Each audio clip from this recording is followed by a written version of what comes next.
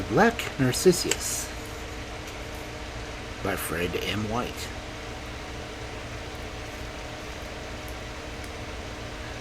Twisting the card in his fingers, Lancaster Vane stood impatient. He had all the novel's scaring, lighting, flash of passion for peril interruption. "Didn't I tell you?" he growled. Then he paused, with a surging sense of humor at most. The black-and-white starched parlor-maid was wilting before his scathing indignation. "Don't you know that I once murdered a maid who disobeyed my orders like this? Show the man in!" The girl gurgled and then vanished. Then followed a man with a gliding step and a moist gray eye that took the whole room and the whole trim garden beyond, and eked the novelist in the flesh of a camera, and held the picture of the mental gelatin for all time. "I'm afraid I'm intruding upon you, sir," the stranger suggested. "Oh, you are," Vane said quietly. "Don't let that trouble you, though. I always work in the mornings and I play golf in the afternoon. I make this arrangement so that if people waste my time in the mornings, I can make it up by sacrificing my pleasure after luncheon." Inspector Darch of Scotland Yard ventured upon a smile. "I come upon business of importance," he said. "I guess that's from your card. Had you not been the policeman, I should have declined to see you. In search of a copy, I have spent a great deal of time in police and criminal courts, and I am bound to say I have a certain affection for the average constable. He has imagination. The way he generally gives his evidence shows that. He is a novelist and a nut." Inspector Darch looked searchingly at the speaker. He was a little disappointing. He was not tall and pale, with flashing eyes and long hair. To the contrary, his hair was that of an athlete, and he might have passed as a pugilist of a better class. The sensitive mouth and fine gray eyes saved the countenance of his commonplace. Thus it was that, after a second searching gaze, Darch seemed to see a face kaleidoscope, from broad commonplace into the rugged suggestion of a young Gladstone. Here was no ordinary man. But then everybody who had studied Lancaster Vance's novels knew that. "My complaint is that we all lack imagination," the inspector said. "Of course, what you so playfully allude to is inventiveness. Young policemen always invent. They fancy their first duty is to get to conviction. But they have no imagination. I've got a name and a good reputation, but no imagination." "You have come to a deadlock in some case you have on hand." "Well, that's it, sir, and I've made so bold as to come to ask for your assistance." "Come out in the garden and smoke a cigar, then," Vane said suddenly. Darch complied willingly. Vance's thatched cottage was on a river, a tiny place consisting of a large study, a smoking room, a dining room, and the quarters at the back for bachelor friends. Hither he had come earlier in the season than usual, with the intention of finishing a novel before turning from his beans and bacon, as he phrased it, to the butterfly delights of his London season. The Vane's books were satires for the most part, and he knew his world as well as any man living. Audacity and insight were the jewels in the wheel of his style. He had a marvelous faculty for seeing through a thing, a faculty that made him both respected and feared. The garden was a riotous delight of daffodils and tulips, but primrose and narcissus. There was no finer show of those pure spring flowers to be seen anywhere. Vane had a perfect passion for flowers, especially the spring varieties. He could name a bulb as a savant could locate a flint in the sandstone. With an eye for detail, Darch did not fail to notice that there were no less than 16 varieties of daffodils.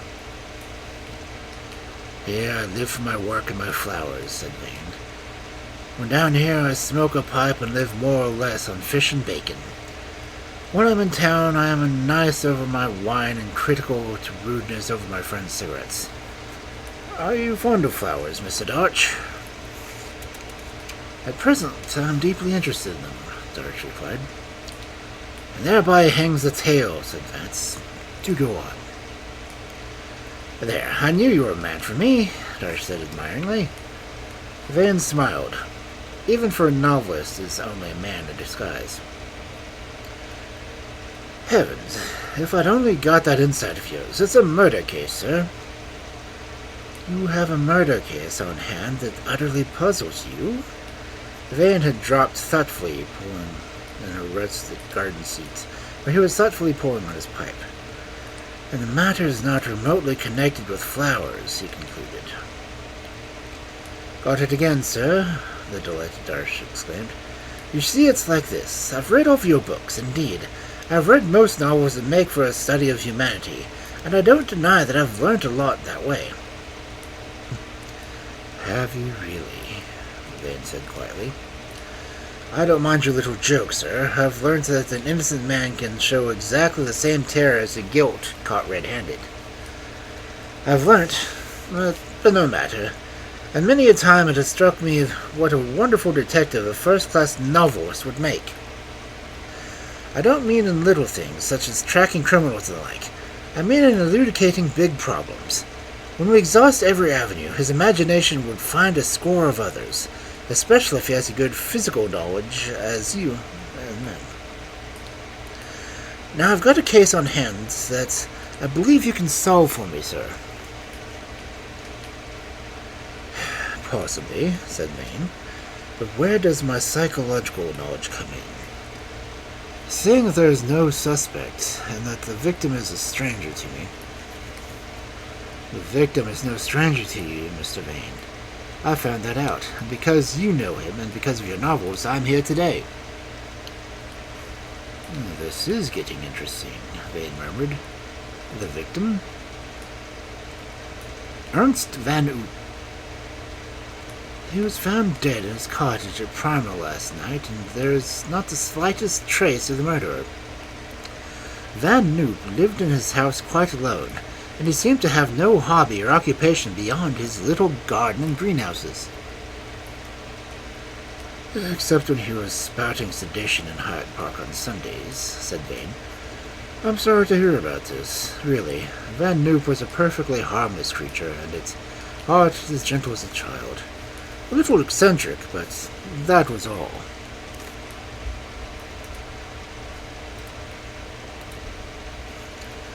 Darch dissented mildly. He was bound to regard the doings of a dead Dutchman with an official eye. The man had been an anarchist of the worst type. The Sunday orations would never have been tolerated in any other country. His doctrines were, to say the least, inflammatory. You're quite wrong, said Vane. Poor Van Noop would not have injured a fly.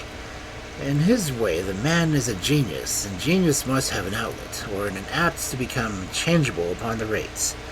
Anarchy was Van Noop's safety valve. He and I came together over a common table of flowers, bulbs especially. He could have worked wonders in the way of hybrids and new varieties had he lived. Your dangerous character theory won't hold water. I defy you to prove to me that the poor old Dutchman consorted with notoriously dangerous characters. Then why did he ask for police protection? Darch demanded. What was he afraid of? He had no money or valuables. He never went near any of the Soho clubs. So far as we can tell, nobody suspicious ever went near him. Yet for the last few days, that man has been frightened out of his life. Afraid of being murdered, he said. At the same time, he refused to give any account of the party or parties who held him in terror. And he point-blank declined to open his mouth as to the reason for the threats of danger. Fancy he was a nihilist who had fallen under a ban of the order. I feel particularly certain of it, sir, Darch replied.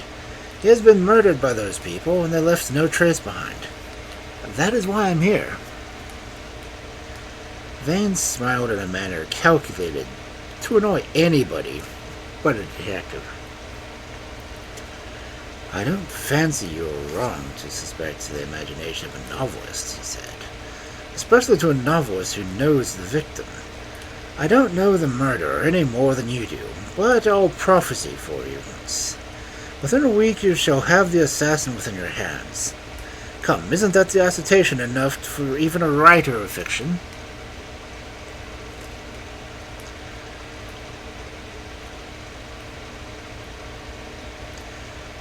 "You can put your hand on the nihilist," Darsh cried. "You know him." "I don't know him, and he isn't a nihilist," Van replied. "I haven't the remotest idea who the murderer is, and yet I stick to my opinion. I'm going entirely on a theory, which theory is built upon some knowledge of the dead man's past. You will, perhaps, be glad to hear that it is a theory that would only occur to a novelist. Therefore, you are perfectly right in the loon of policy that you brought you here. Now, perhaps you will be so good as to tell me all the details."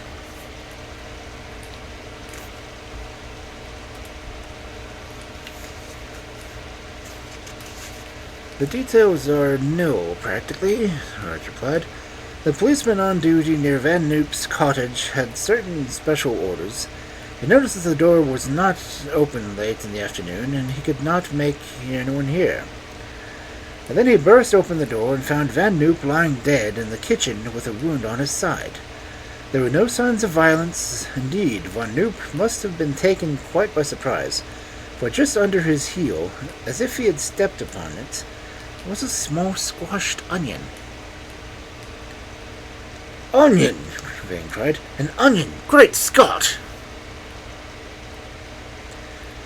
The mention of the homely yet pungent vegetable seemed to have the strangest effect on the novelist. He glanced at Darsh with mingling contempt and pity. A great agitation possessed him as he restlessly strode to and fro. Then he dropped into a seat again, and his shoulders shook into a fit of uncontrollable laughter. "You will pardon me," he said after a pause, "but your apparently commonplace words swept all the strings of emotion at once. And yet you say there's no clue. Now, could you have any clue stronger than an onion?" "You are slightly too subtle for me, sir," Darsh said, not without heat. "I beg your pardon," Vane said contritely, "but I should very much like to see that onion." Darsh replied that the request might be complied with. He would have permitted himself the luxury of satire with anybody else but Vane over the matter. But then Vane had made him a cold, concrete promise that he should handle the quarry within 7 days. From a novelist who had consistently refused to be interviewed, the promise carried weight. "Was there anything else?" Vane asked. "Nothing so prominent as the onion," Darsh replied. "I, of course, made a close examination of the body, and in the right hand I found a flower. It looks to me like a periwinkle. Of course, it is much faded, and perhaps you may attach some importance to it. Being an ordinary man, it conveys nothing to me." Vane's eyes were gleaming. The lines of his sensitive mouth twitched, and he was moved to laughter any more. He laughed inside. "I don't suppose it would," he said thoughtfully. Seeing that Van Noop was a lover of flowers, he might have been looking at the bottom at the moment when the fatal blow was struck. It would be quite natural for him to keep a flower in his grasp. "You have it, of course." "Oh, yes, sir," said Darsh. "One never quite knows. Did some great man once say that there are no such things as small details?" "Details are the cogwheels of great actions," Vane said sententiously. "Give me the flower." Darsh took the withered bloom from his pocketbook. It was wilted and lank, with a green grass stem and some dank velvet tassels hanging forlornly from the head. It had been some precious treasure the storied ages Vane could not have examined it more tenderly. "What do you make of it?" Darsh asked carefully. Vane shook his head. "The bloom is too far gone at present," he said. "It might be possible to revive it by plunging the whole into a tepid water and with a little salt in it." And yet, in spite of his assumed indifference, Vane's voice took a little as he shook. "You had better leave this with me," he said. "In any case, it will be quite safe in my hands. And as the inquest of Van Noop's body is over, you will not need it for the present. At the same time, I am quite earnest over my prophecy. If you will come here this day next week at 6 p.m., I will go with you and assist you, if necessary, in arresting the murderer." Darsh departed, somewhat dazed at the result of this interview. But there was no smile on the face of the novelist, nothing but eager, palpitating curiosity, as he proceeded to plunge the wilted flower into water, to which a little salt was added. "I will go for a long pull in the river," he murmured. "I can't stay here by that thing. I should get an attack of nerves watching it expand. I wonder if it is possible that..." He came back at length, 2 hours later, and proceeded to the study. Then he drew the flower from the water, and behold, a glorious and pleasing transformation. The dead, drape-like petals was filled out to a velvety, glossy softness, black as night and lustrous as ebony. There were 5 of these black petals, and in the center the calyx was deep purple with a heart of gold. Vane's hands shook as if a wine had been examined by perfect flowers. His eyes were glowing with admiration.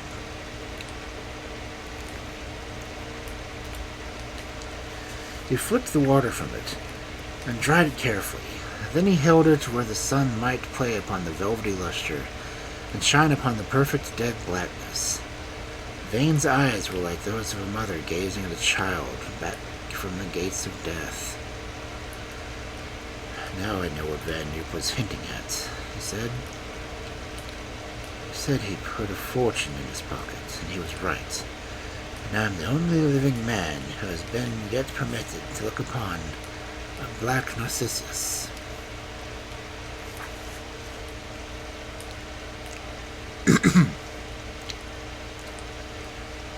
It was characteristic of Lancaster Vance that he should throw himself heart and soul into his undertaking. It had occupied him more than once, and the typical detective officer was lacking in imagination, and crime in the abstract interested him, as it must interest all writers of fiction. And more than once had he found his theories of some great case not only the variance with the police, but absolutely right when they had been absolutely wrong. That marvelous audacity and insight must have rarely failed Vane when delving and living and breathing humanity, and he had no fear of failure here. All the same, Inspector Darch began to grow uneasy with the 6th day came, and nothing had transpired, at least nothing of a tangible nature. He came to the cottage lake in the evening with a sufficiently flimsy excuse of seeing the man of letters. Vane was seated in the study, reading by the light of a shaded lamp, the vivid blood-red line of the fringed silk in the hut, with the one crimson spot in a dim, shimmering blackness. The novelist half-sighted and then smiled as he laid down his book. "I'd forgotten all about you, Darsh," he said. "You don't mean to say you've done nothing, sir?" the inspector cried. "On the contrary, I've done a great deal, my friend," Van replied. "I meant that I'd forgotten that you hadn't a moment. I was reading a novel which here, in my humble opinion, is the best that Dumas has ever wrote." "Monte Cristo?" Darch remembered. "Hear, hear." "No, it is not Monte Cristo," Vane replied. "I was alluding to the Black Tulip. Later on you will appreciate the value of the work. Imagination and education do a good deal for a man, but a judicious system of novel reading does more. Someday our prophet shall arise and tell the world what an influence for good the best novels have wielded. Do you know the book? Darsh admitted having skimmed it. He had found the characterization fable, and at least from a detective's point of view. Vane smiled. I shall change your opinion presently, he said. Have you discovered anything? As to Van Noop, you mean? No, sir. Have you? No, Van replied. I'm still quite as much in the dark as yourself. But you promised me within a week. I would show you the man. Well, I'm going to do so. I haven't the remotest idea who he is yet, but I'm going to meet him tomorrow afternoon. When I have done so, I shall send you the telegram to Scotland Yard giving you the man's address and to the hour you are to meet me there. Does that satisfy you? Darch expressed his thanks, but feebly. All this was very irregular. Also, though it had an element of gasconade about it, it was impossible to look into Vane's strong, grave face and doubt that he believed every word that he uttered. If this were detective's work, why then it amounted to genius, and thus Darsh departed, with a strong feeling of uncertainty. It was a little after 12 the next day that Vane set out to walk to the Pinner station of the Metropolitan, to the cottage recently inhabited by the unhappy Van Noop. Nearing his destination, he felt in his pocket for certain news cuttings and printed circular that had been there. And this printed circular was to the effect, on the same dates, the whole of the garden produce and plants and flowers, bulbs and apparatus generally, belonging to the late Ernst Van Noop, were to be sold by auction by order of the landlord under distress for rent. By the time Vane got to the cottage, a free sprinkling of the gardeners and florists had arrived, for though the sale was a small one, Van Noop had been fairly well known amongst the Brotherhood, and there was just a chance of picking up an odd parcel or so of hybrid bulbs which might become worth their weight in gold later on. A lover of flowers and a man keen on anything new in that direction, Vane was respectfully recognized. Most of the dealers present were gathered in the kitchen of the cottage, where the bulbs were set out in little coarse blue paper bags. Most of them were properly labeled and catalogued, but there were 3 packets of 4 bulbs each, to which the most trained florist present found it hard to give a name. Vane pushed his way through the little knot of dealers. One of them touched his hat. "Anything new here, Harris?" he asked. "Well, sir," was the reply, "Von Noop was a close sort of party. I hear something, in fact. I read it in the Garden Herald today, as Van Noop had some wonderful black bulbs here. But maybe it's all nonsense.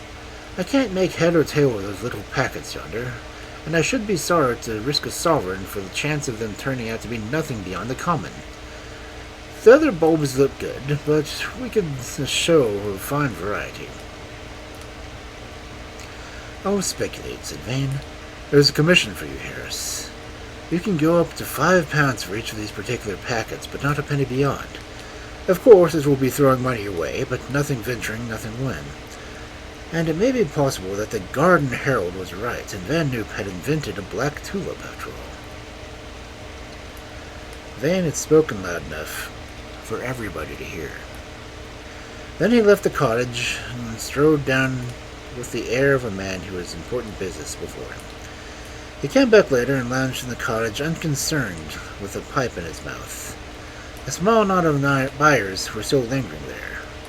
Vane came up to Harris languidly. "Well," he asked, "do you want any check for those mysterious bulbs?"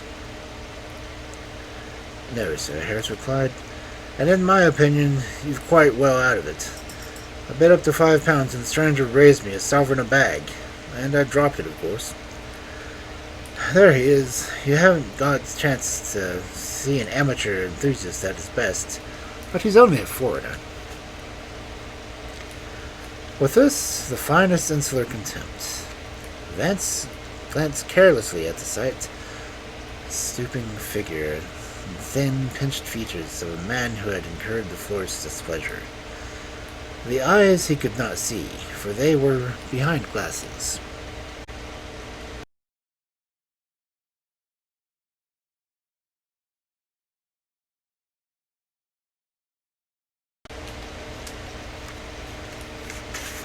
Evidently an enthusiast like myself, Vane said. We all have our philosopher's stone, Harris. I dare say we do, Harris replied sententiously. Vane smiled again. He passed over the auctioneer and, after a few minutes with that worthy, scribbled out a telegram to pencil. When he looked round again, the foreign connoisseur had disappeared. Harris was busily engaged in directing the package of his own small purchase. I'm coming over tomorrow to see that salmon Ariel is yours, said Vane. I'm sorry to say that mine are doing indifferently. Not enough shade, perhaps. That's it, sir, Harris replied. Aristocratic flower naturally is the aracula. Put them in an old garden with their brothers under apple trees, and you can grow them like peonies. It's only country people who can grow auriculas. I'll put a coat of arms over mine, Vane laughed. By the way, as you are passing the station, will you be good enough to send this telegram for me?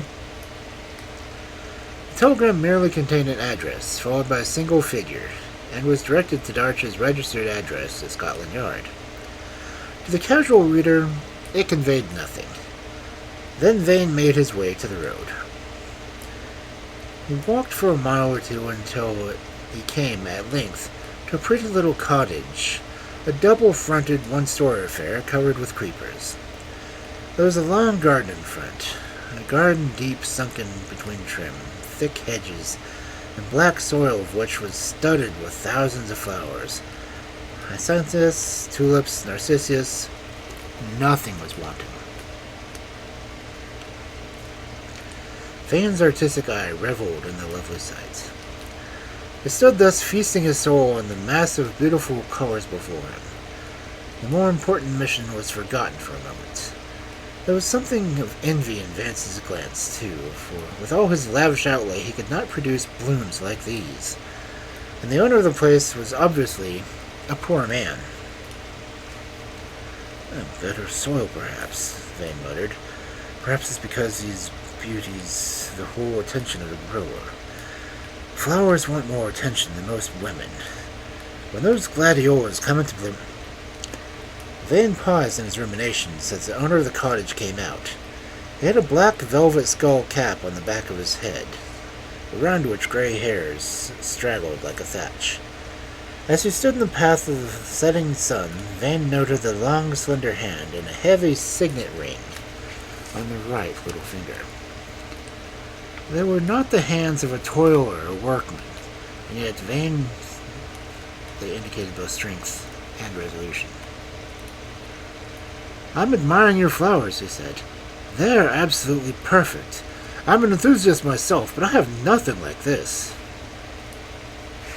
Nothing so perfect, the old man said. Won't you come in, sir? The question was asked with a certain mixture of humility and high courtesy that seemed to take Vane back over the bridge of the centuries. The man before him was bent and shaken by the palsy of old age, and yet his eyes were full of fire and determination. His English was thin and foreign, and yet he spoke with the easy fluency of a scholar. Again Vane forgot his mission. An hour more passed, and the sun had flamed down behind the flagrant hawthorn, and Vane was still listening. He had met a man with an enthusiasm greater than his own. Vane was standing in the presence of a master, and he knew it. The man was talking excitedly. I was a rich man once, he said. The Van Eycks were in power in Holland at one time, and I have ruined myself over flowers as Orientals ruin themselves over their harems. And as a visionary and seeking for the elixir of life, flowers have ever been my mistress. I have given all my all for them, my life to the study of the secrets of nature.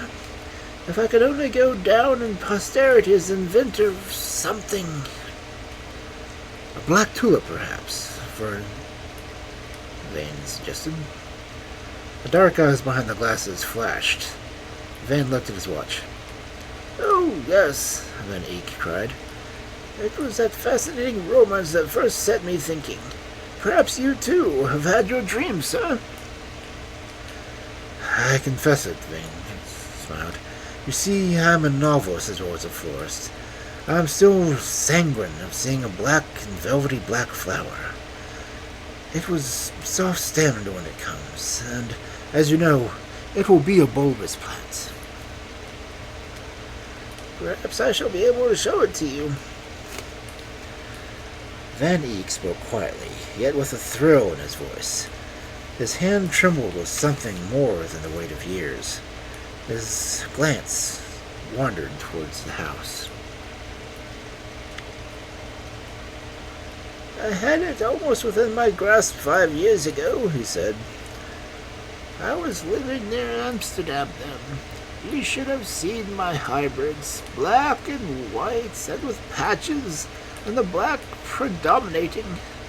Heavens, how I longed and waited for the next springtime." "You're speaking of tulips, of course?" Vane asked carelessly. "Oh, no," said Van Eyck. He paused in confusion as the red thread of his lips parted. Yes, of course I meant tulips. The black tulip." His gaiety was not a pleasant thing. It was too suggestive of a butterfly on the skeleton. "Oh, I waited for the springtime," he went on. "I waited as a prisoner for freedom, and they all came pink. My children had been stolen. Sir, you are a novelist. You can understand the frame of mind in which one commits murder." "Did you track the man who had robbed you?" Vane asked. "After a time I did, but it was years, sir. I'm talking nonsense." "You may have said too much in the excitement of the moment," Vane said coolly, "but certainly you are not talking nonsense. You tracked your man and you killed him. Why?" Van Eyck's hands went up with an almost mechanical gesture. At the same moment a step was heard, crunching the gravel outside, and Darsh appeared. Vane made a motion with his hand in the direction of Van Eyck's bent, quivering figure. "You have come just in time," he said. "This is Mr. Darsh of Scotland Yard, and this is Mr. Van Eyck, the man who killed Van Noop a few days ago." Darsh was too astonished to speak for a moment. The dramatic force of the situation had almost overpowered him. For crime as a rule is sordid enough, and the heroic in the life of a detective is only the pages of fiction. "This is a poor return for my courtesy," Van Eyck said, not without dignity. "I have never heard of the gentleman you mention." Darsh looked helplessly at Vane. The suggestion that he was about to be fooled was painful. Never had the mantle of the majesty of the law lain more awkwardly on his shoulders.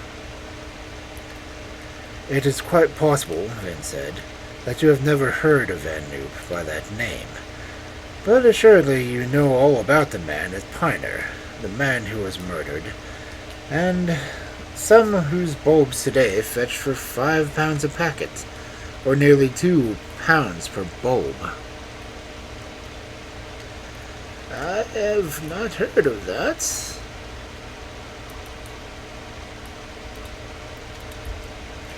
"Strange, seeing that you purchased them," Vane went on. "This is nonsense, Mr. Van Eyck. I saw you at the sale, and I'm even surprised that you did not see me. However, all this is beside the point.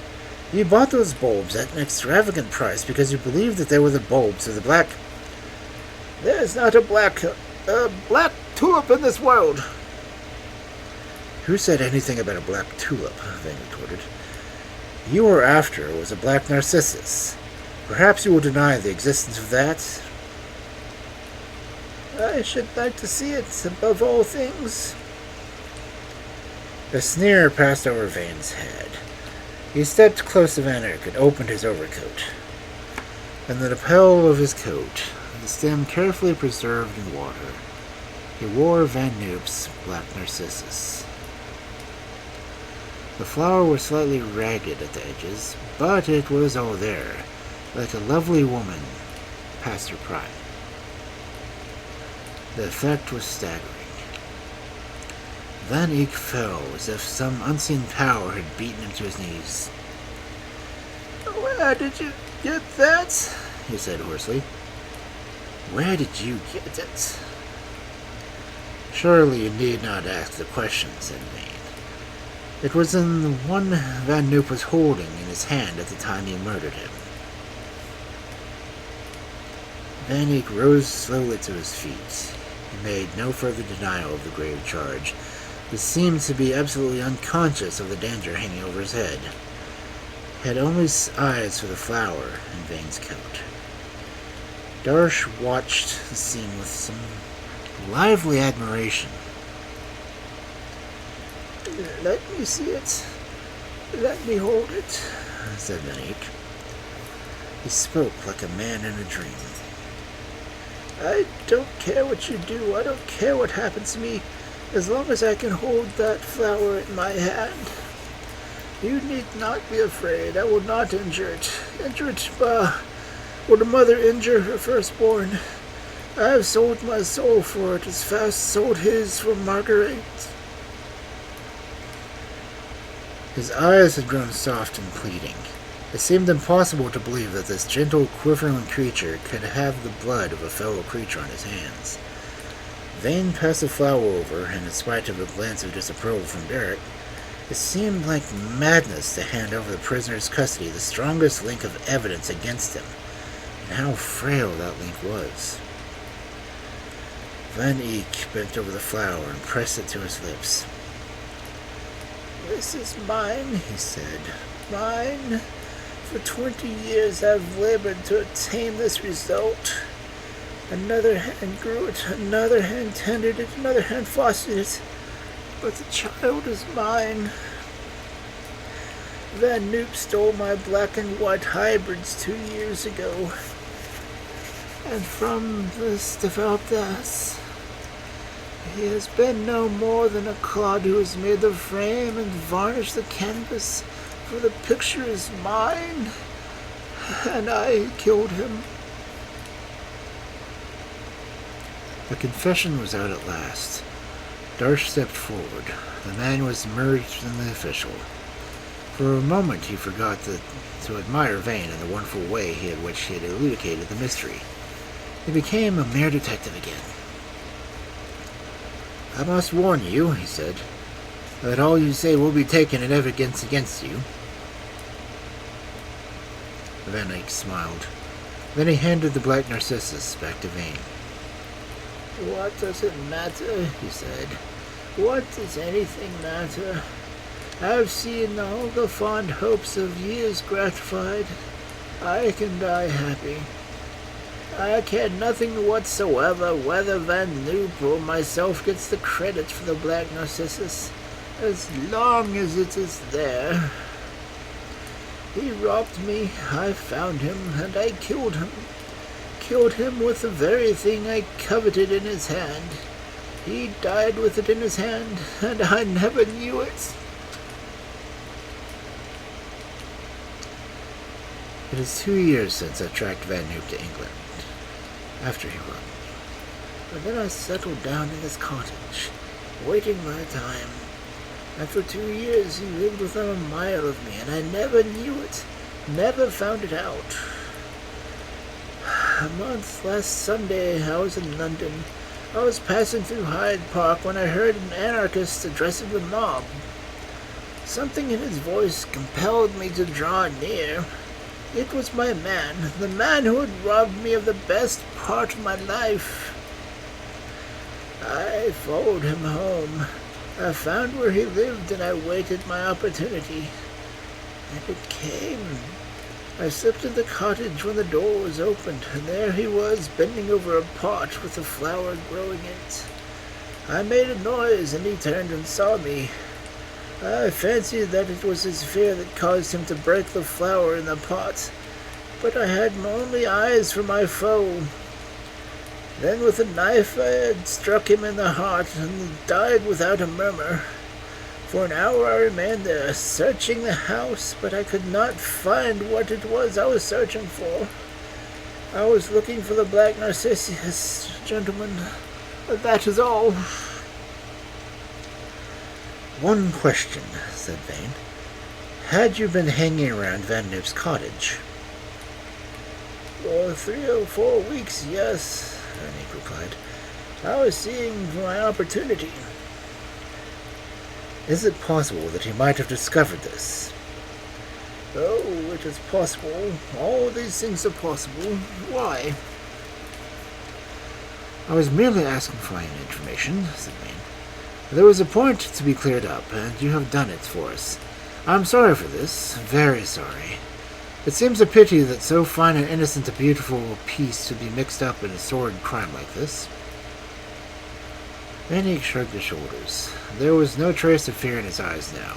Indeed, it seemed to Vane that those eyes were blazing with a fire beyond the bright glow of reason. Most of the brightest jewels in the world are stained with blood, Vane said. And if your kids in your millionaires' houses could speak, what tragedies they might tell. Sir, I am in your hands. Sir, I wish you a good night. The Dutchman turned from Darsh to Vane with a stately courtesy. He might have been a lordly host bowing to 2 objectable visitors. A little later, and the prisoner found himself and the stolid policeman in the back of a dog-cart. Darsh lingered a moment before he took his seat. Mr. Vane, he said, this is really wonderful. It is exceedingly painful and squalid to me, Vane replied, but I see you are puzzled. You have seen the problem finished, and you're anxious to have the moves all explained. If you will come to the Lotus Club after dinner tomorrow night, I'll make everything clear. Say 9 o'clock. Mr. Vane, Starch said emphatically, I will be there.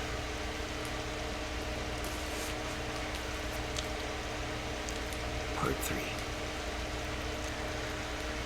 And now, Darsh, said Vane as he finished the coffee daintily, I'm going to be egotistical. I'm going to talk about myself to the extent of some 1,000 words. As a rule, I get some 20 guineas per thousands of my words, but that is another story. The other night you came to me with the story of an anarchist who asked for police protection, because, so you imagined, he had done something wrong in the eyes of the nihilists and feared for his life. You came to me, in the first place, to obtain inspiration from a novelist, and secondly, because the victim was, like myself, an ardent lover of flowers. Now, in the first place, permit me to correct the wrong impression of yours. From your point of view, I should never make a good detective. I decline to believe the theory of obstinate deduction. Dupin and Sherlock Holmes were steeped in the lips of it. My word, what blunders they would have made if they reduced these theories to practice. Holmes takes a watch, and from a keyhole, by the scratches, and deduces that the owner was a man with dissipated habits. But suppose he had been partially blind or suffering from paralysis, huh? No, that's no good to save fiction. Now, I knew Von Nuke. I knew him to be incapable of injuring a fly.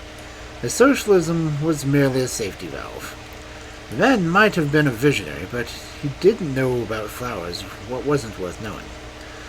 And the more he did, he hinted to me that he was on the verge of a great discovery. As bulbs were his hobby, and he was a Dutchman, also he was a great admirer of Dumas. I guess he was after a black flower. They are all after it. And it was not to be a tulip, because Van Noop didn't care much for tulips. Then you came to me and told me he had been murdered. You told me about the mysterious way in which he had asked for police protection, and instantly it flashed across my mind that someone had discovered his secret and was trying to get it from him. When you brought me that withered flower, I was sure of my argument, and when you spoke of the smashed onion, I was positive. you made me laugh over the idea. Do you remember? That probably was a bulb of the black Narcissus, though as a layman you are quite justified in taking it for a succulent vegetable. After you were gone, I developed the black Narcissus. There before me was the motive for the murder. It seemed to me that there had been a struggle for it, and that Van Noop had destroyed the flower and crushed the bulb just before he was killed. Then, when a natural sequence of the important discovery, the story of the black tulip came to my mind. I had it to find the man who considered it a crime for the sake of Narcissus, and this is where the novel comes in. This was not a case of obvious deduction, it was a case of introspection. You would have gone blundering over your head nihilist, revenge, and the like. I simply had to weave a romance around that flower, a romance with blood in it. And gradually my art and my imagination led me to the true and only possible solution for the mystery. Van Noop had been murdered for the sake of a black Narcissus played into question. The assassin must know an enthusiast and a madman like himself. You will call this intuition. Then I had to draw my man. I found out when the sale was coming off, and the man who knows the address of every amateur gardener in London posted a special circular I had printed hinting that Van Noop's collection held rare things to buyers. When I reached Van Noop's cottage on the way of the sale, I had no idea who the murderer was, but I felt absolutely certain that he would be present, whether he had the circular or not. Then, in a stage whisper, I asked the florist to purchase a parcel or two of bulbs for me at a fancy price. As I expected, on my return, I found that they had been bought over my head by someone else. And then, my dear Dosh, I knew the man who had murdered Van Noop. I had only to go over to the auctioneer and obtain the address of the man who had given a large sum for the parcel of bulbs which he had fondly hoped to contain the black Narcissus. I obtained that address and followed Van Eyck to his cottage. "Wonderful!" Dodge cried. "I should have never thought of it." "Of course you wouldn't," Vane replied. "Crime for crime's sake would be the only motive that appealed to you. And why?